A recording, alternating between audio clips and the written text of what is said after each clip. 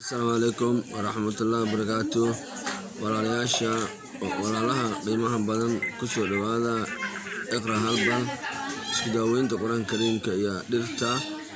sida aad uga barateen rugta iqra tar Cabdiqaadir Maxamed Cali Sow inkastoo muddo maaragtay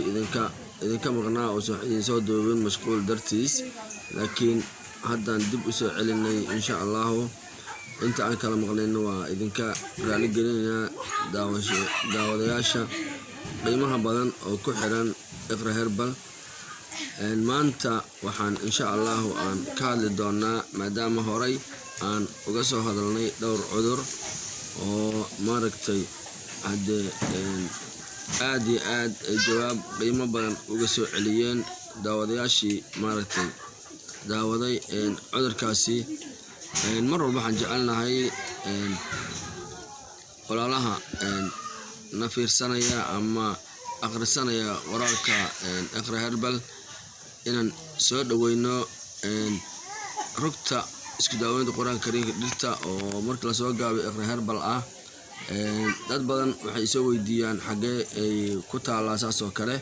waxaan marka u hormarinayaa in ay ilaa hadda magaalada Muqdisho ay ku taalana jecelyahay meelaha kale in la gaarsiiyo degmada Yaaqshiid isgoyska Hotel Tawfiiq iyo Madiino Siliga Amerikaanka labadaas qaybood ay maaragtay runtii ku taala haddaan dhageystayaasheeda ama daawadayaasha qiimaha badan aan maaragtay ku wargeliyay sidaas cudurka maanta aan ka hadlayno waa cudur loo yaqaano yirid Soomaalidana aad ay u taqaano ay ku taqaano rumahan in maaragtay afka oo galo feerahana oo galo sidaas ay u taqaanaa laakiin yiridka intaasi waa ka balaaran yahay oo yiridka wuxuu qabtaa madaxa wuxuu qabtaa afka wuxuu qabtaa dhuunta wuxuu qabtaa feeraha intaasba waa ku dhacaa haddii aan ka bilowno yiridka madaxa waxa uu galaa maaragtay madaxa calaamadaha aad ku fahmi kartidna waa adigoo madaxa culays ka dareentid adigoo maaragtay madaxa xanuun ka dareentid adigoo markaas sujuudaysid ama rukuucaysid oo kale oo ku soo hoorayo madaxa waxa kale oo calaamadaha yiridka oo qaybta madaxa ah lagu garto waxa kamid ah dhigaha oo guuxaya oo maaragtay inuu matoor kuga shidan yahay aad moodaysid hal dhig ha noqoto ama labadaba ha noqotee waa calaamadaha lagu garto yiridka madaxa waxa kale oo yiridka madaxa lagu gartaa in uu qofka oo dareemo madaxa inay biyo ugu jiraan oo kale oo culays aad u weyn oo dareemayo dhagahana maaragtay oo cuncun mararka qaarkood oo ka dareemayo waxa lagu garanayaa inuu yahay yiridkii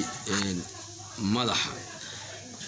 mararka qaarkood waxa kale oo ku soo darsamaa kan madaxa cuncun indhaha ah iyo sanka oo dadka qaarkood ay maaragtay moodaan inuu yahay samboor ama maaragtay ay moodaan cuncun markaasi xagga xasaasiyadda ka yimid ay dadka qaarkood moodaan laakiin rumahan waxa asal ahaan u keena yiridkaasi qofka isku arka calaamadahaas aan tilmaanay waa yiridkii madaxa waxaan ku xijinaynaa haddii alla idmo haddaan intaas uga baxnay yiridkii madaxa midkii labaad oo ah yiridka afka ay aad iyo aad bulshada u taqaano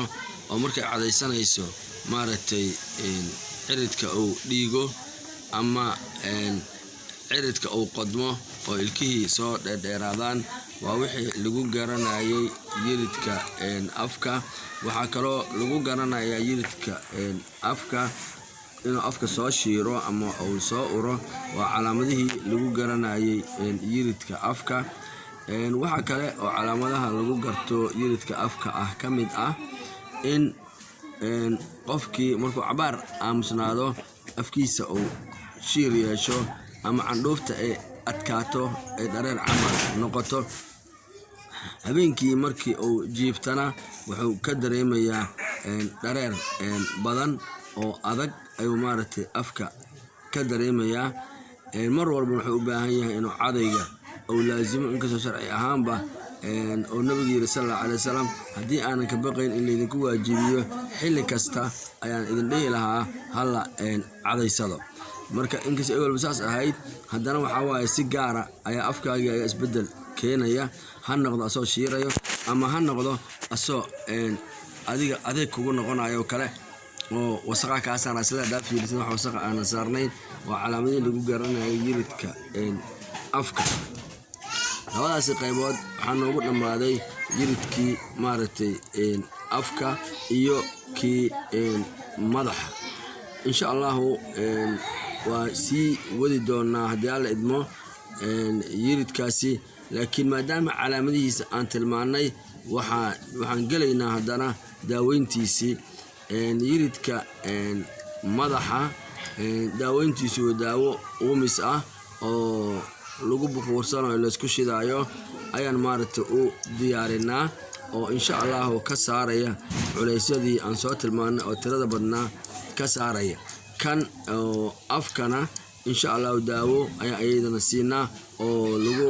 luqluqanayo oo 2 nooca ayaa iyaduna aanan siinaa oo aanan la liqayn. waa lagu luqluqanaa waana la iska tufaya. marka labadaas nooc oo daawooyina ayaan maaragtay yiridka afka iyo kan madaxa aan ku daaweynaa. dhageystayaasha qiimaha badan waxaan leeyahay